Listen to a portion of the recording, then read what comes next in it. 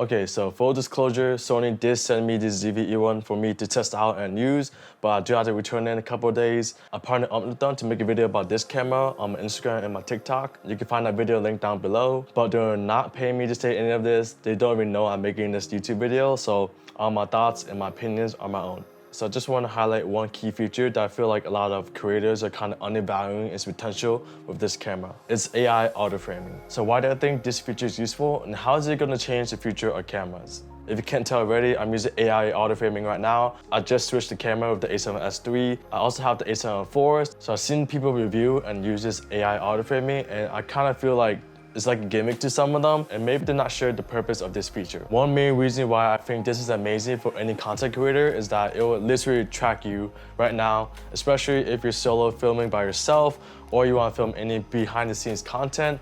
I think that's extremely useful these days. Kind of feels like someone's right behind the camera recording you. Tracking does a good job. Let's not forget, it has autofocus too. Tracking with autofocus. That's what makes this so good on this camera. I'm mostly gonna use this with BTS, but I may also experiment like this talking head right now. It creates more interesting shots. It creates it more engaging because like if I just do a static shot like that, it's not that interesting, even though like it's okay, like there's a time and place for like a standing static shot, right? This is also an engagement tactic you can use for videos, and you don't even have to edit this at all because it's already baked in.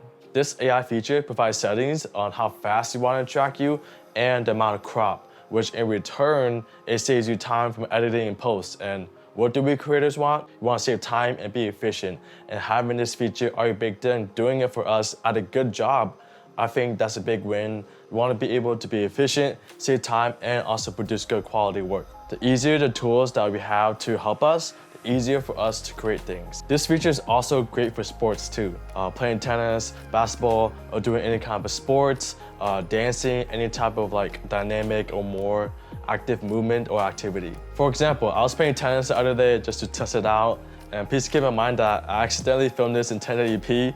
Ideally for AI autoframing, you want to film in 4K, so it gives you enough resolution to crop in. But don't mind the quality, I accidentally filmed it in 1080p. So I was just practicing my serves, right? And look how easy it tracks and follows me. Imagine if you're a basketball player, right? You just set up a tripod, took some practice, throw some hoops, and it'll track you. If you're a dancer, you know, it'll track you.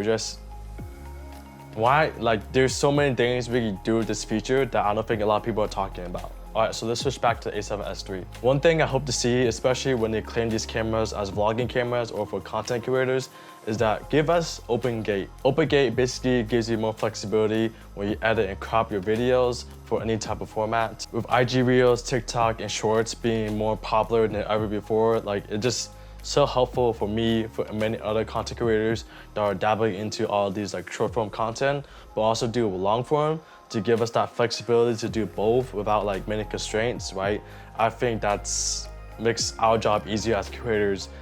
The fact that we don't have to maybe film twice for a certain shot or a certain story or just anything in general. Please don't quote me on this. I don't know anything about the future of these Sony cameras, but I'm just sharing my thoughts. There's one last thing I want to talk about, which is the size of the Sony ZV-E1. You could potentially raise your chances just slightly to bring this to concerts, festivals, or any big events. Especially if you pair this up with a small lens, it kind of looks like a point and shoot, right? It's not like the same size, but it's like close to it, where I think like maybe if you do pair this up with a small lens, it could be acceptable, but do this at your own risk. I'm not responsible for your camera being stolen or taken away. I know that EDC and Coachella recently just happened, and just imagine being able to carry such a small body like this Sony ZV-E1. Like, yes, so much power in this small body, and being able to bring it to festivals, if you could, I mean, that's just a plus for us, right? You don't have to bring your GoPro.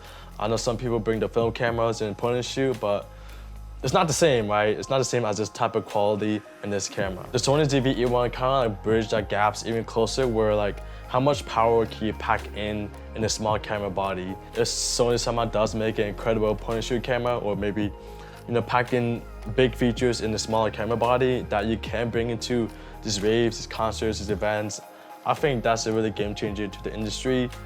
That's just my 2 cents. Take this with a grain of salt, but just something to think about, especially with how small this is.